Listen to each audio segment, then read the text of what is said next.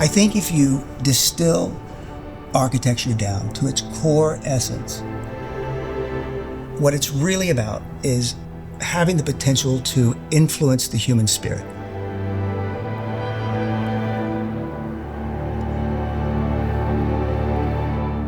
I'm Scott Mitchell, the founder and principal of Scott Mitchell Studio, and this is Primal Devices, the Psychology of Space.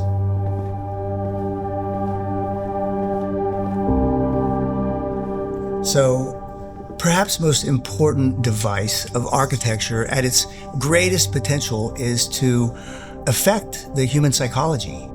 And if we think of being cavemen in a cave, we would probably fantasize about having this view out where we can survey the landscape, we can identify predators coming, and we want our back protected, right, against the walls of the cave. And, some of the psychology of space really is that simple, I think. It really is about appealing to some of the fundamental psychology of our primal nature.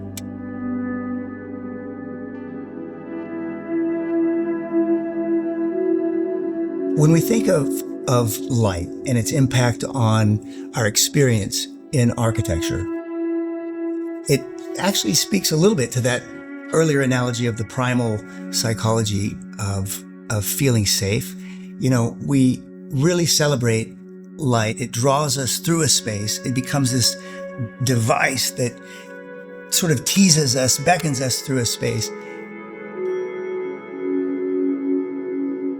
And it's something that you think about as you're studying the models and exploring to understand how that piece of architecture is going to make you feel.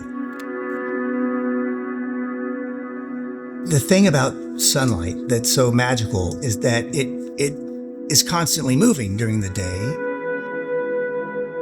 And so you have this constant evolution of the frame. And the frame is always shifting as shadows fall across a space. And it kind of enriches the experience.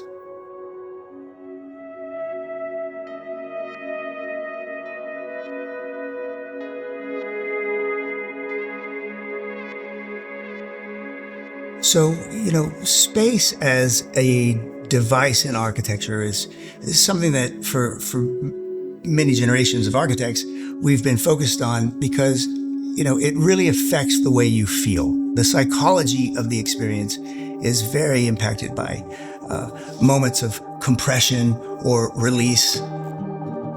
And architecture, like music, is temporal.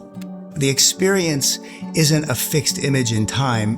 You walk in, you look around, you feel a space, and then subsequently, as you move through a piece of architecture, it unfolds like a song.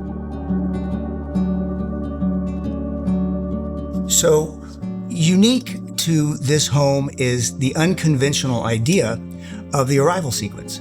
We arrive, in essence, to a basement garage, which is sort of weird, right? And of course, we did that to preserve what flat space we had on the primary level to use for gardens and terraces. And so the idea was, let's create a psychology for that arrival experience that's grand in scale, 14-foot high ceilings, and let's do big, wide, sweeping steps. So we're not apologizing for this sort of unconventional arrival sequence, but rather celebrating it.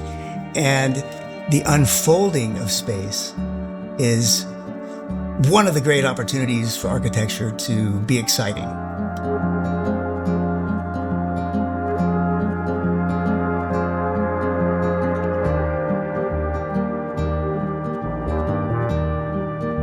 The other thing that we have to consider with program in architecture is the formality gradient, which is a fancy way of saying, the most public area of the house is where you enter. And as you recede into the house, you become increasingly privatized and protected. And so part of the psychology of the formality gradient is that as you recede to the more private areas of the house, they take on a more casual nature, a more conversational, communal nature, which might be demonstrated here in the unveiling of the kitchen and family room as you get to the end of the long corridor. It makes you feel like a safe harbor from the world, like you're protected in a way from this giant landscape that, spans out before you.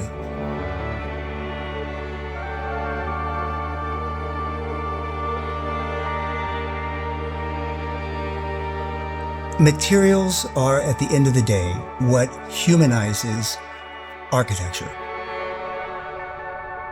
It's through materials and their textures that we commune also with nature. So in our firm, we tend to gravitate heavily towards the use of materials and celebrating them honestly.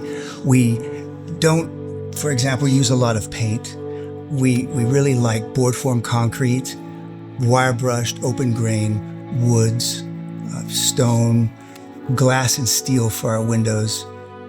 They're not about man coming in and overpowering nature.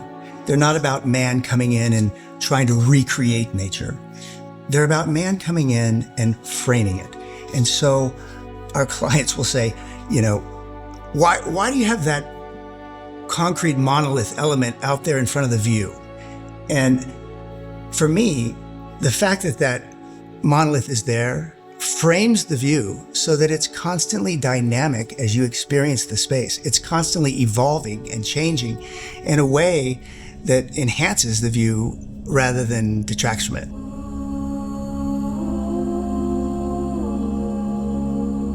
With regards to celebrating and really appreciating a view, you don't necessarily want to go on a first date and show up and the person's standing there, fully exposed and you know everything there is to know right off the bat.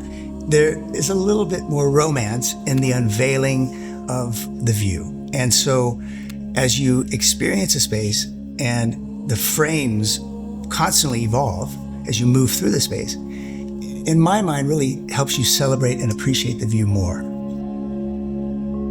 If you distill the core essence of what architecture has the potential of doing, I think it can elevate the human spirit.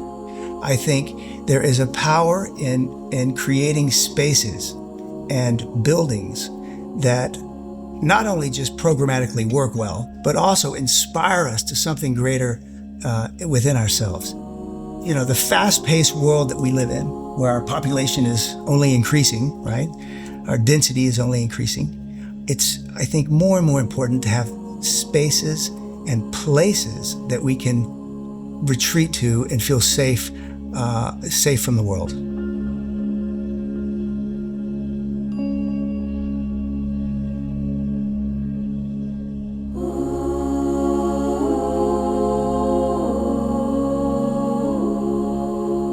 Thanks so much for watching and letting me pontificate about something I love so much.